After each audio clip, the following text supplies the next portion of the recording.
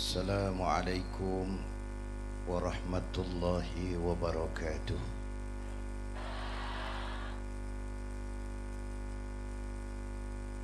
Alhamdulillahi wa kafa.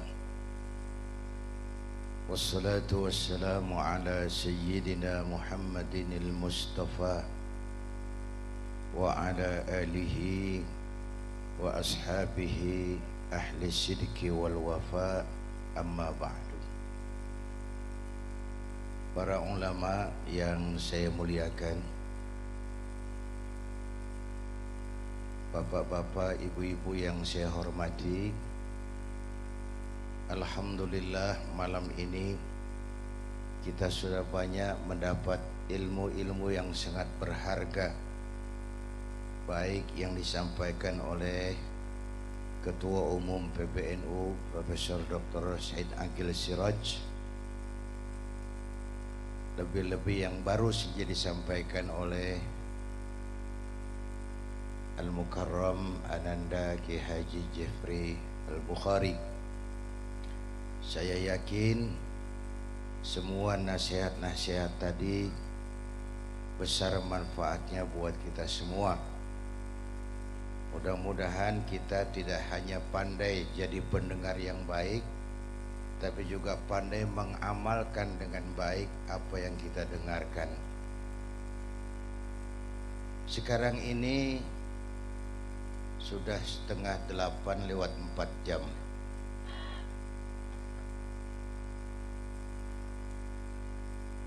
Jadi saya 5 menit saja. Pertama, saya bersyukur dapat menghadiri hari ulang tahun ke-48 Jam'iyah Mahabbatur Rasul, sekaligus memperingati Maulid. Dari sisi ini saya ingin bicara. Dalam sejarah saya belum pernah membaca ada seorang pemimpin yang begitu besar cintanya kepada umatnya seperti halnya Rasulullah Sallallahu Alaihi Wasallam. Bapak Ibu cinta sama Nabi. Sudah pernah ketemu? Loh, carane piye itu? Belum ketemu kok cinta. Biasanya orang cinta itu kan ketemu dulu, ya. Witing tresno jalaran soko kulino. Inilah hebatnya. Kita belum pernah ketemu Rasul, kita belum pernah melihat mukjizat, kita belum pernah mendengar suaranya, entoh kita cinta kepada beliau. Jauh lebih baik ketimbang orang yang hidup dan bertemu Rasul, melihat wajahnya, menyaksikan mukjizat, mendengarkan wahyu, tapi mereka tidak mau beriman. Nah, Bapak Ibu hadirin, orang yang cinta kepada sesuatu biasanya mencontoh yang dicintainya. Apa yang mau kita contoh? Saya ngikuti yang disampaikan Ananda Ustadz Jeffrey tadi. Pertama, ibadah. Ayo kita ngobrol. Ini Bapak Ibu yang hadir di sini semua ini hamba Allah apa bukan? Hamba Allah. Kata siapa? Kata saya. Kalau kata saya itu namanya ngaku. Orang ngaku boleh dan murah. Boleh dan, tapi apa diakui kita belum tahu. Ya. Ya. Tidak otomatis kalau kita bilang saya hambamu ya Allah, lalu Allah jawab iya ya. Tidak mesti.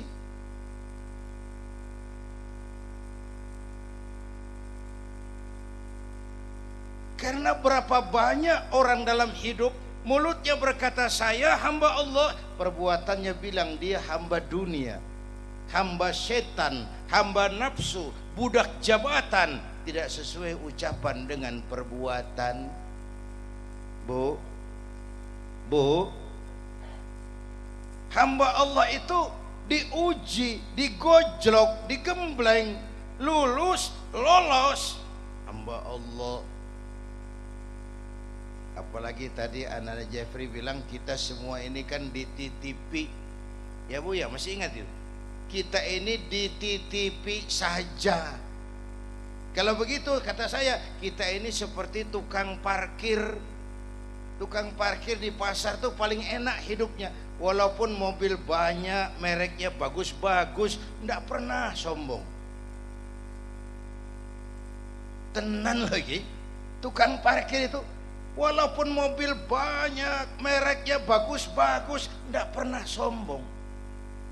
Nanti mobil pergi satu demi satu, habis sama sekali, dia enggak sedih. Tenang. Mobil banyak enggak sombong, mobil habis enggak sedih. Ini namanya nyengir tapi mikir. Saya lagi ngomong tasawuf ini. Tukang parkir itu tidak merasa memiliki, tapi merasa dititipi. Inilah tasawuf. Siapa saja kalau merasa memiliki, bersiaplah kehilangan, dan itu menyakitkan. Tapi kalau merasa dititipi, harta, jabatan, anak, ilmu itu titipan, hiduplah seperti tukang parkir. Bagaimana tukang parkir? Pertama, titipan tidak boleh bikin kita sombong. Jadi penje, dititipi kok sombong, tidak pantas ah. Dititipi kok sombong, tidak pantas ah, tidak pantas ah. Pak Zainuddin titip mobil ya, monggo. Yang punya mobil pergi, saya petatang peteteng. Emangnya mobil kamu? Ada orang dititipi jabatan oleh Allah, sombong. Ada apa tidak pejabat sombong? Ada. Namanya Fir'aun. Namanya tuh pejabat-pejabat sombong tuh anak buah Fir'aun semua. Dititipi kok sombong, ndak pantas ah. Ada orang dititipi harta oleh Allah, jadi wong sugih, sombong, mentang-mentang kaya sama tetangga, ndak mau kenal orang lain, kecil semua. Jalan ndak injak tanah. Kuntilanak. Ndak pantas dititipi kok sombong. Satu, udah nggak pakai A. Yang kedua, titipan harus dijaga baik-baik. Kalau tidak, yang nitip marah. Yang nitip marah. Pak Zainuddin titip sepeda motor ya, monggo. Waktu diambil sepeda motor, kaca spion pecah, knalpot hilang, bemper hancur. Marah nggak yang nitip? Lalu apa bedanya? Allah titip anak 3 orang di rumah kita. Yang satu mabuk, yang satu judi, yang satu ngerampok. Yang nitip marah. Allah titip harta kepada kita, jadi orang kaya, supaya bantu yatim, bangun pesantren, bangun rumah sakit. Pelitnya 17 setan. Yang nitip marah. Ayo yang lebih makro, Allah titip Indonesia. Allah titip Indonesia. Hai rakyat, ini Indonesia, aku titip. Titipan ini ditebus dengan keringat, air mata, darah dan nyawa. Aku titip Indonesia. Ini negara besar dan kaya. Besar dan kaya. Kekayaan negeri ini dikuasai oleh negara, tapi harus digunakan bagi sebesar-besar kemakmuran rakyat. Itu amanat yang nitip. Disalahgunakan, dikorupsi, yang nitip. Kalau yang nitip marah, dia suruh makhluknya yang lain negur kita. Siapa? Merapi itu kan Merapi makhluk Allah. Bromo, Demam, Anak Krakatau, angin puting beliung, gempa, air banjir, hujan es. Masya Allah, Jakarta hujan es. Tetangga saya udah siapin sirup, mau hujan es katanya. Merapi itu makhluk, Bromo itu makhluk, Anak Krakatau itu makhluk, air itu makhluk.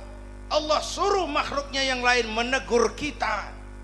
Itu Merapi demo loh Bu. Demo. Kalau kita rakyat demo, polisi turun tangan. Kalau Merapi demo, siapa yang mau turun? Mbah Marijan. Selesai. Mbah Marijan sudah kumpul sama Mbah Surip. Di alam barzah sudah ketemu, ngobrol dia. Kata Mbah Surip, tenang Mbah Marijan, tak gendong. Aman sudah dia.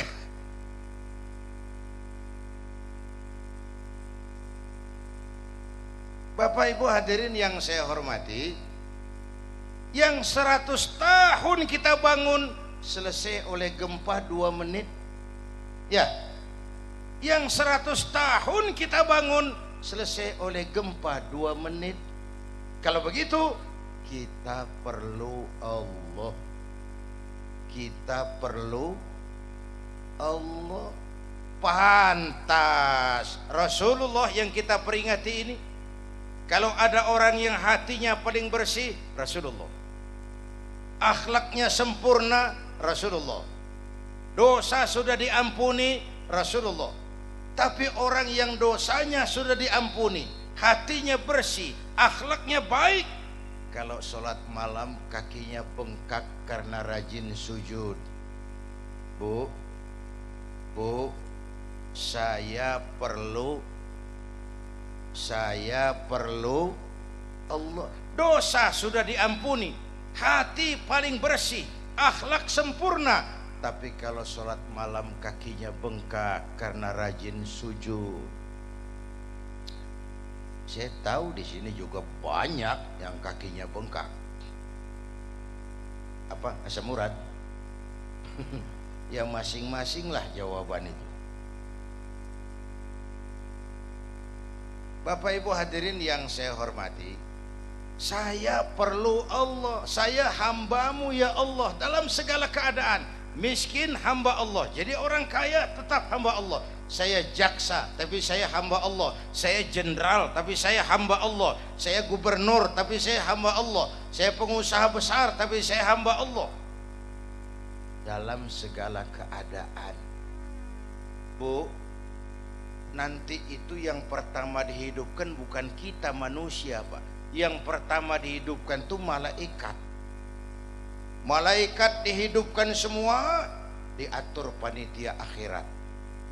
Saya mau cerita syafaat, diatur panitia akhirat. Malik, siap, sediakan neraka. Aku mau bakar itu bajingan tengik yang waktu di dunia tidak mau sujud, jauh dari ulama, tinggal di masyarakat, selalu menebarkan keonaran, kejam kepada yatim, tidak mau menolong yang kesulitan. Siapkan neraka. Baik Ridwan, ya, sediakan surga. Aku mau balas hamba-hambaku yang waktu di dunia rajin sujud, dekat dengan ulama, santun kepada yatim, suka menolong orang yang perlu pertolongan. Tengah malam masih maulidan. Siapkan surga. Baik. Jibril, Mikail, iya ke surga. Lalu ambil kendaraan buruk, turun ke alam, cari di mana kubur kekasihku Muhammad, bangunkan dari kuburnya, bawa ke surga. Siap. Turun Jibril, Mikail ke alam yang sudah hancur-hancuran, nyari kuburan yang nggak ketemu, nyari Jombang saja sulit, sudah rata semua. Kata Jibril, Mikail, iya, sebelah mana kubur Nabi? Nggak tahu, ini rata semua. Lalu dua-duanya sujud mohon pertolongan Allah. Dengan izin Allah terbuka kubur baginda Nabi. Bangun dari kubur seperti orang bangun tidur, menoleh ke kanan, menoleh ke kiri. Ada Jibril, lalu tanya, ayu yaumin hadza ya Jibril, ini hari apa Jibril? Kata Jibril, kiamat Muhammad. Jibril, kalau memang ini hari kiamat, aina ummati, umat saya mana Jibril, umat saya mana? Bangun dari kubur, tahu kalau hari sudah kiamat, yang pertama ditanya, aina ummati, umat saya mana? Kita yang ditanya. Kata Jibril, manusia semua, kau orang pertama yang dibangkitkan dari kubur Muhammad. Lalu kita ke surga. Perintah Allah, perintah Allah. Sampai di surga Nabi seperti orang tidak kerasan gitu loh bu, mukanya murung, mondar mandir. Sampai Allah tegur Muhammad, labbaik ya Rabb. Tidak enak toh di surga? Enak. Kurang cukup fasilitas? Cukup. Kenapa kamu seperti orang tidak kerasan gitu loh? Saya teringat umat saya, ya Allah, umat saya bagaimana nasibnya? Iya sih, saya sudah enak di DPR. Salah. Iya, saya sudah enak di surga, kursi empuk, gaji cukup, dapat mobil dinas, dapat rumah. Itu umat saya yang waktu kampanye pada kepanasan, bagaimana nasibnya? Jadi saya minta izin keluar mau tengok saya punya umat. Bangun dari kubur, umat yang ditanya. Sudah tinggal di surga, umat yang diingat. Nanti itu kan setiap orang bingung dengan urusannya masing-masing. Sekelompok di sudut berunding, kita mau diadili ini, kita cari bantuan yuk.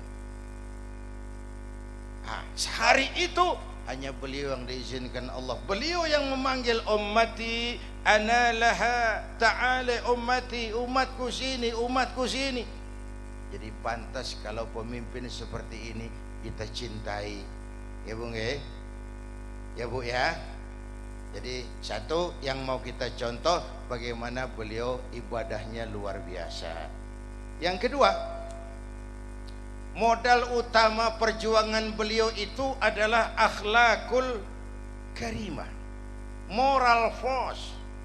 Tidak pernah dakwah dengan kekerasan, tidak pernah dengan bujukan materi. Ayo siapa masuk Islam kaos oblong sudah disablon. Tidak. Ayo yang masuk Islam beras 2 liter. Tidak.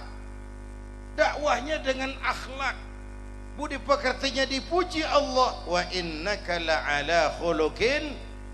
Nah sekarang soalnya, kepada siapa sih kita harus berakhlak? 3 saya sampaikan.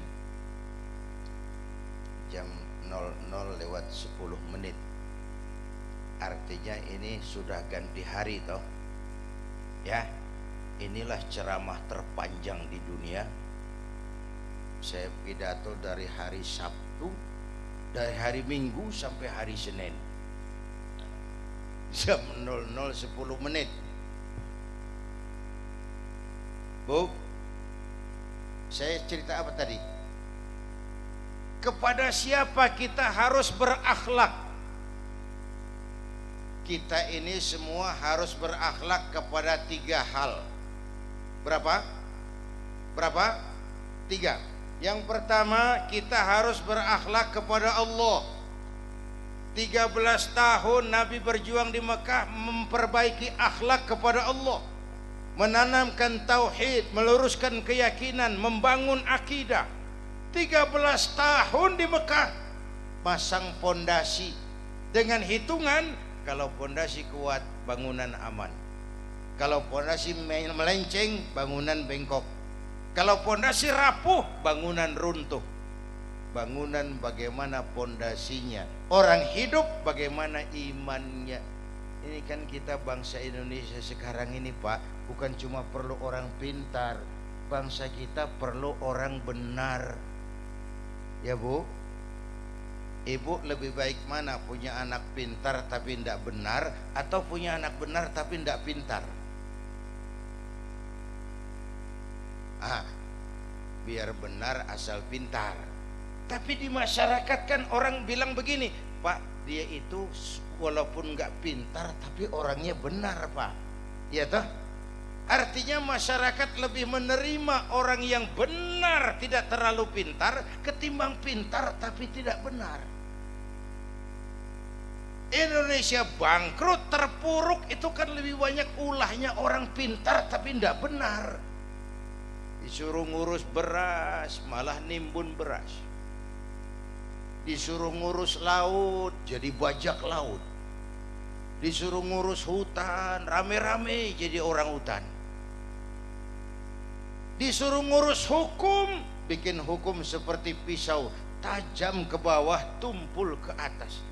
Kalau yang kecil salah, hukum cepat-cepat ditegakkan. Yang besar salah, orang diam pura-pura tidak mengerti. Itu yang melukai rasa keadilan. Belajar dari sejarah. Saya sering guyon, dulu zaman Bung Karno orang korupsi di bawah meja, malu-malu. Zaman Pak Harto korupsi di atas meja, terang-terangan. Zaman sekarang meja-mejanya dikorupsi, mejanya sekalian dikorupsi. Bapak Ibu hadirin yang saya hormati, pejabat-pejabat kita itu disiplinnya takut atasan tapi tidak takut Tuhan. Ini yang celaka. Takut atasan tapi tidak takut Tuhan. Seperti anak muda naik sepeda motor tengah malam ngebut, wah, lampu merah jalan terus, di stop sama polisi. Prit, iya Pak. Minggir, siapa? SIM ada Pak, STNK ada Pak. Tahu kau lampu merah? Tahu Pak. Kenapa jalan terus? Saya tidak tahu kalau ada Bapak. Itu loh jawabannya. Jawabannya enak benar seperti orang tidak salah. Bapak Ibu hadirin yang saya hormati, kita perlu orang pintar, kita lebih perlu lagi orang benar. Nah, supaya pintar pendidikan, supaya benar iman, akhlak kepada Allah. Bagaimana cara berakhlak kepada Allah? Caranya dua. Pertama, jangan menyekutukannya dengan sesuatu pun. Saya bersaksi tiada Tuhan selain Allah. Saya bersaksi Nabi Muhammad utusan Allah. Nabi terakhir, tidak ada nabi sesudah Nabi Muhammad, harga mati, titik. Ada yang ngaku jadi nabi, wajib tidak percaya. Saya ingatkan lagi ini karena Indonesia ini pasar bagus Pak. Di Indonesia ini apa saja laku, saya heran. Coba lihat di Indonesia, kalau ada nabi baru, ada aja yang ikut. Ada aliran aneh, ada saja yang masuk. Ini Ahmadiyah diramaikan lagi. Ini bukan menyangkut kebebasan beragama, ini penodaan terhadap agama.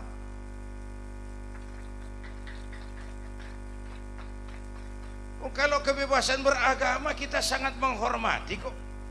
Kita tidak jengkel orang Kristen bilang Tuhan tiga, Tuhan Anak, Tuhan Bapa, Ruhul Kudus, Trinitas. Silahkan, itu babnya lakum dinukum.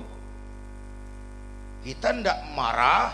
Orang Buddha bilang Tuhan ada dua, Tuhan besar namanya Mahayana, Tuhan kecil namanya Hinayana. Silahkan, mau Tuhan besar, Tuhan kecil, Tuhan tanggung. Itu babnya lakum dinukum. Kita tidak marah orang Majusi bilang Tuhan ada dua, Tuhan kebaikan namanya Ahriman, Tuhan kejahatan namanya Ahura Mazda. Silahkan. Tapi kalau ada orang mengaku Islam lalu percaya ada nabi sesudah Nabi Muhammad, itu penodaan. Jelas? Jelas? Nah, kalau udah jelas selesai. Berapa banyak kita sudah jadi korban nabi-nabi palsu? Mulai dari Al-Qiyadah, Ahmad Musaddiq, masih ingat? Pelatih bulu tangkis jadi nabi. La haula wala quwata. Dapat wahyunya di Bogor. Padahal di Bogor biasanya dapat talas. Dia dapat wahyu. Ditangkap polisi 4 tahun. Habis itu di Bandung muncul lagi namanya Sayuti. Jalan Caikek Bandung, Sayuti tukang cukur, mengaku dapat wahyu jadi nabi, ditangkap lagi, penjara 2 tahun. Ustadz Roy Malang, sebenarnya bukan ustadz, dia tuh petinju masuk Islam, mualaf, belajar Islam tidak pakai guru, diutak-atik, sholat boleh pakai bahasa masing-masing, ramai masjid, ditangkap 2 tahun penjara. Di Jakarta muncul lagi Lia Edan, ngaku Jibril, ditangkap sama polisi. Polisi kita paling hebat di dunia ini, bukan cuma teroris, Jibril ditangkap juga, luar biasa. Terakhir menurut catatan Kementerian Agama di bawah Pak Korpakem itu, antara Cirebon Losari, batas Jawa Tengah Jawa Barat, pernah muncul agama baru namanya agama Jasun, agama Jawa Sunda. Yang jadi nabi Tugimin. Tugimin. Saya bilang ini jangan jadi nabi, jadi kiai juga nggak angker. Al-Mukarram Bapak Kiai Tugimin, nggak enak. Apalagi sholawatnya susah. Kalau kita kan nikmat itu, ya Habibi ya Muhammad, nikmat rasanya. Coba ganti sama yang tadi, nggak enak bener. Ya Habibi ya Tugimin, nggak enak itu loh.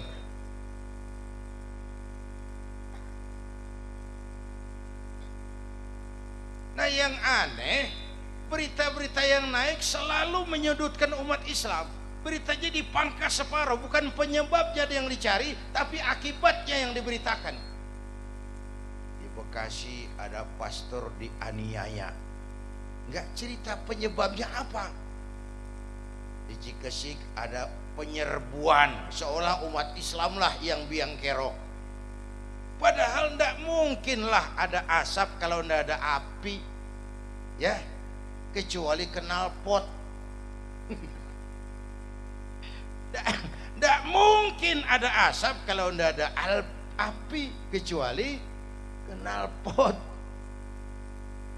Bapak Ibu hadirin yang saya hormati, akhlak kepada Allah, jangan menyekutukannya dengan sesuatu pun, dan jangan menyembah kecuali hanya kepadanya.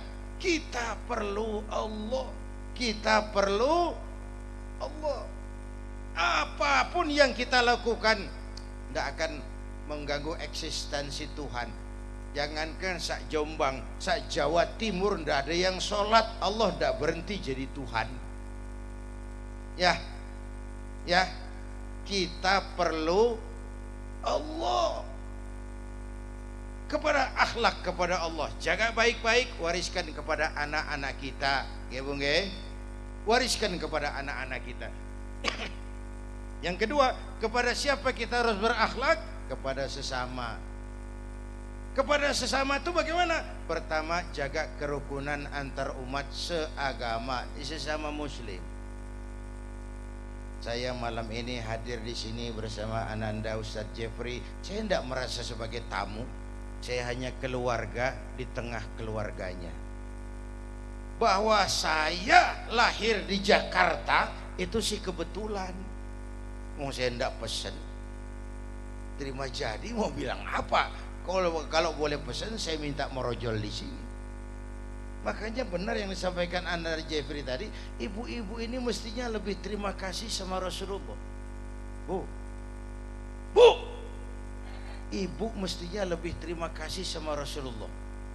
Beliau angkat derajat kaum perempuan 14 abad yang lalu, bukan Arab, dunia. Nasib perempuan kelabu, menyedihkan, dilahirkan hanya untuk melahirkan, alat pemuas nafsu, harganya murah.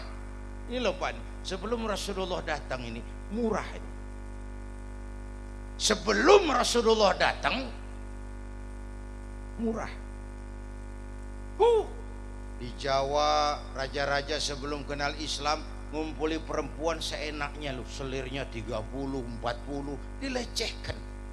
Ya Bu, di Turki, sultan-sultan Turki seenaknya ngoleksi perempuan, harem, ratusan perempuan. Di Cina, kaisar terakhir dinasti Ming bangun istana 1000 kamar. Kenapa? Istrinya 1000. Innalillahi. Saya cuma mikir itu raja, kalau istrinya 1000 kapan pakai kolor raja itu? Bu, dilecehkan. Datang Rasul, An-nisa imadul bilad. Perempuan itu tiangnya negara. Kalau baik perempuan, baik negara. Kalau rusak perempuan, hancur negara. Diangkat derajat kaum perempuan. Lalu Rasul ditanya, ya Rasul, siapa yang paling harus saya taati di dunia? Ibumu. Setelah itu siapa lagi? Ibumu. Setelah itu siapa lagi? Ibumu. Setelah itu siapa lagi? Bapakmu. Coba diangkatnya derajat kaum ibu. Ibumu, ibumu, ibumu, bapakmu. Ibu 3 kali disebut, bapak 1 kali, ibu 3, bapak 1 bapak. Ngitungnya jadi kerok begini gitu. Anak-anakku remaja, pemuda yang hadir, bahkan kita semua, ayo bayangkan wajah ibu kita masing-masing. Mau dibayar dengan apa? Semua harta kita kumpulkan, tidak akan pernah sanggup membalas jasa ibu. Ya, kata Ustadz Jeffrey tadi, ibu kita itu sejak ngidam sudah kita siksa, muntah tiap jam, gitu. Yang dipengenin yang nggak musim. Namanya orang ngidam tuh kan aneh, tengah malam kepengen megang kepala kereta, jorok bener sih orang lagi. Udah saya singkat. Saat melahirkan pilihan mak cuma 2. Kalau tidak hidup, mati. Mau dibalas dengan apa? Kumpulkan semua harta yang kita miliki, tidak akan pernah sanggup membalas itu. Saat melahirkan, kalau tidak hidup, mati. Bagai ditarik kulit dari dagingnya, bersatu air mata, keringat dan darah, dilahirkan kita. Bapaknya sih bingung-bingung, tapi kan ngerokok. Wah, namanya pemegang modal. Bu, menjerit kesakitan saat melahirkan anaknya. Ya, menjerit apa tidak? Menjerit, sakit. Bayangkan bapak masuk 3 on, keluar 3 kilo, bagaimana tidak menjerit?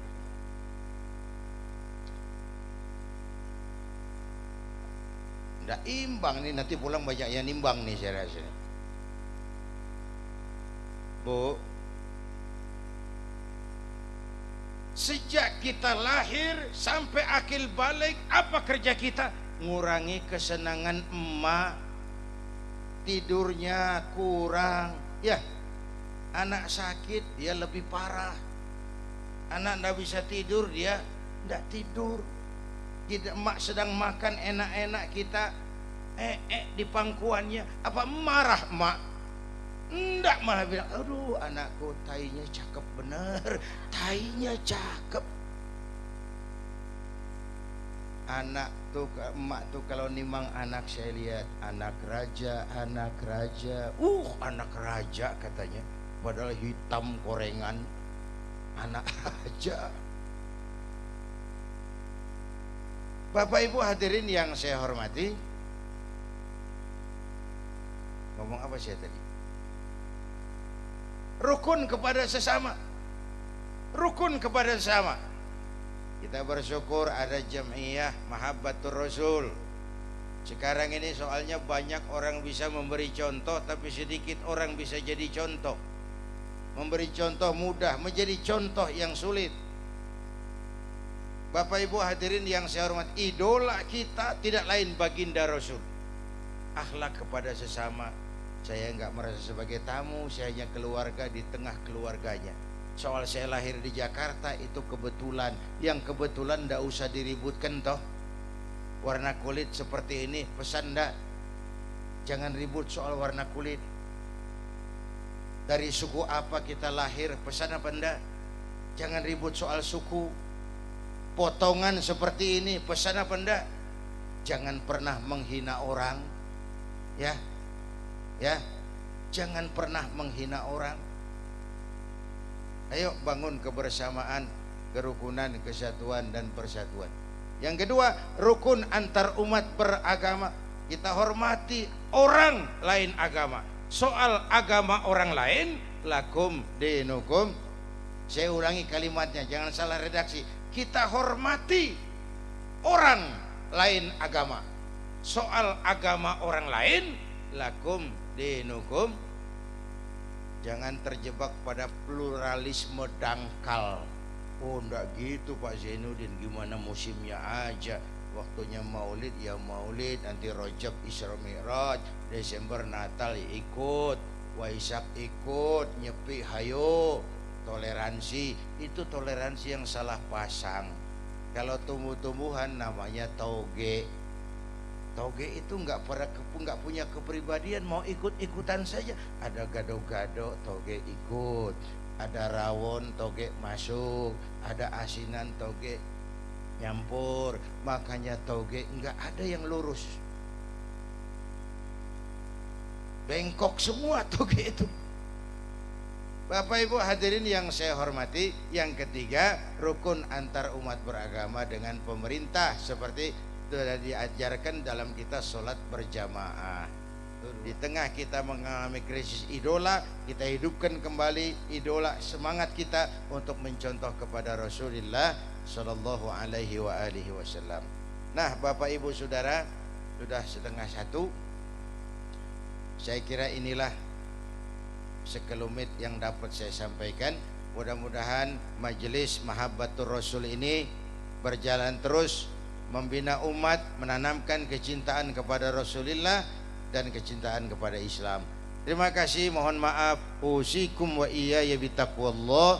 Wassalamualaikum warahmatullahi wabarakatuh.